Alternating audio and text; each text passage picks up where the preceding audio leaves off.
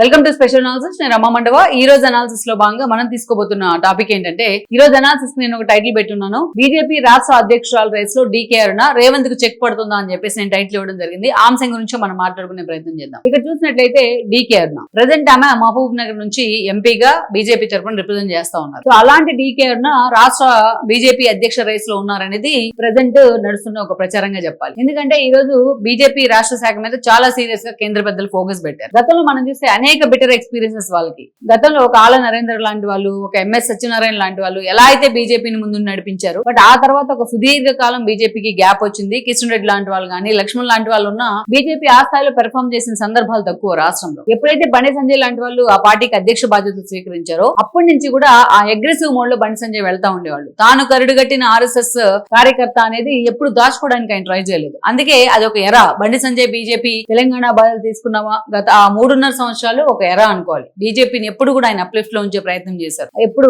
కూడా ఆ స్థాయిలో కేసీఆర్ తో డి అంటే డి అన్నారు, ఓఎస్ తో అంతే తలపడ్డారు. పాదయాత్రతో బీజేపీకి ఒక బూస్ట్ తీసుకొచ్చారు. ఇక మనం చూసినట్లయితే ఒక దుబ్బాక ఉప ఎన్నిక కానీ, అదేవిధంగా చూస్తే ఒక జిహెచ్ఎంసీ ఎలక్షన్స్ లో 48 సీట్స్ కైవసం కావడం కానీ, ఒక హుజూరాబాద్ బై ఎలక్షన్ కానీ, ఇవన్నీ బండి సంజయ్ విజయాలే అని చెప్పుకోవాలి. అలాంటి టైంలో మునుగోడు ఉప ఎన్నిక ఆ పార్టీని, ఆ బండి సంజయ్ ని కూడా డిమోరలైజ్ చేసింది. ఆ తర్వాత కేసీఆర్ తో డి అంటే డి అని ఒక దశలో అసలు అధికారంలోకి వస్తారేమో, బండి సంజయ్ ముఖ్యమంత్రి అవుతారేమో అన్న ప్రచారం జరుగుతున్న సమయంలో అప్పుడు హఠాత్తుగా బండి సంజయ్ తీసి పక్కన పెట్టింది బీజేపీ అధిష్టానం. కిషన్ రెడ్డిని తీసుకొచ్చి అధ్యక్షుడిగా పెట్టారు. అసలు అభ్యర్థులు కూడా ఖరారు చేయలేని పరిస్థితుల్లో బీజేపీ ఉండింది ఎన్నికల టయానికి. So Bandi Sanjay complete side అయిపోయినారు. అలాంటి పరిస్థితుల్లో బండి సంజయ్ ఎమ్మెల్యేగా పోటీ చేసి ఓడిపోయి మళ్ళా ఎంపీగా పోటీ చేసి గెలిస్తే ఈ రోజు ఆయన కేంద్ర మంత్రి వర్గంలో ఉన్నారు, హోంశాఖ సహాయ మంత్రిగా. అదేవిధంగా కిషన్ రెడ్డి కూడా ఉన్నారు. అయితే వీళ్ళంతా చాలా మంది బీజేపీలో ఈ రోజు రామచంద్రరావు లాంటి వాళ్ళని కిషన్ రెడ్డి తర్వాత ఆయన్ని అధ్యక్షుడిగా చేయడం జరిగింది. బీజేపీని పూర్తి స్థాయిలో ఏదో ఒక విధంగా అప్లిఫ్ట్ చేయాలి రాష్ట్రంలో అనుకుని బీజేపీ కేంద్ర పెద్దలు అనుకుంటున్నారు. రాష్ట్రంలో అనుకూల పరిస్థితులు లేవు. ఎందుకంటే ఇప్పుడు బీజేపీలో ఉన్న తెలంగాణ నేతల్లో చాలా మంది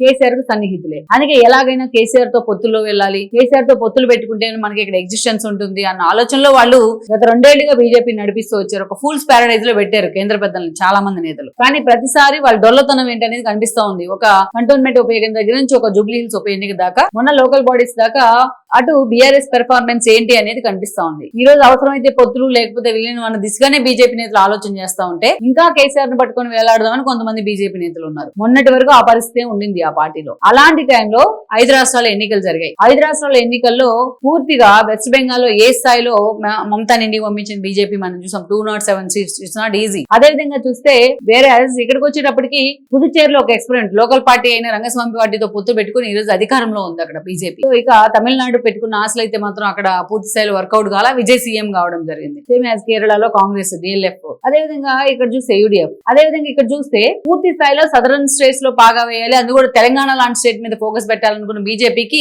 ప్రతిసారి కూడా అంశం వర్కౌట్ కాల. అందుకే ఈ 5 రాష్ట్రాల ఎన్నికల ఫలితాల తర్వాత చాలా సీరియస్ గా మోడీ అంటే ఫోకస్ పెట్టారు. అంతే సీరియస్ గా తెలంగాణ నేతలకు ఆయన క్లాస్ బీగుతూ ఉన్నారు. ఎప్పుడు కూర్చున్న తెలంగాణ నేతల్ని గైడ్ చేసే ప్రయత్నం చేస్తున్నారు. మొన్న హైదరాబాద్ పర్యటన కూడా అలాగే చూడాలి మనం. అలాంటి సమయంలోనే ఇప్పుడు మొత్తానికైతే రాష్ట్ర అధ్యక్షుడిని మార్చబోతున్నారని ఒక ప్రచారం తెర మీదకి వచ్చింది. రామచంద్రరావుని మార్చిన, కిషన్ రెడ్డిని మార్చి రామచంద్రరావుని తీసుకొచ్చినప్పుడు అందరికీ ఎక్కువ ఎక్స్పెక్టేషన్స్ ఉండే. కానీ ఇప్పుడు ఆ ఎక్స్పెక్టేషన్స్ లేవు. అందుకే ఇప్పుడు కొత్త ప్రయోగం చేయాలనుకుంటుంది బీజేపీ అధిష్టానం. అందుకనే డీకే అరుణను రాష్ట్ర అధ్యక్షులుగా పెట్టబోతున్నారు అని కూడా ఒక చర్చ నడుస్తా ఉంది. అయితే ఇది ఎంతవరకు ఫీజిబిలిటీ ఉంటుందనేది మనం పక్కన పెడితే, బట్ డీకే అరుణ పేరు మాత్రం చాలా సీరియస్ గా తెర మీదకి వస్తూ ఉంది. బీజేపీ ఎక్కడైనా మీరు చూడండి క్యాస్ట్ ఈక్వేషన్స్ కి ఎక్కువ ప్రాధాన్యత ఇస్తూ ఉంటుంది ప్రాంతీయ రాజకీయాల్లో. సో అందుకని ఈ రోజు డీకే అరుణను ఎలాగైనా అధ్యక్షురాలు బాధ్యతలు ఇస్తారో ఆవిడకనే చర్చ ఉంది. మనం చూస్తే డీకే అరుణ కూడా సుదీర్ఘ రాజకీయ చరిత్ర. గతంలో టీడీపీ నుంచి పొలిటికల్ అరంగేట్రం చేశారు, గద్వాల నుంచి పోటీ చేసి ఓడిపోయారు. ఆ తర్వాత రోజుల్లో కాంగ్రెస్ లోకి వెళ్ళున్నారు. 2004లో ఫస్ట్ టైం ఆమె గద్వాల నుంచి గెలిచారు. ఆ తర్వాత 2009లో గెలిచారు. వైఎస్ రాజశేఖర రెడ్డి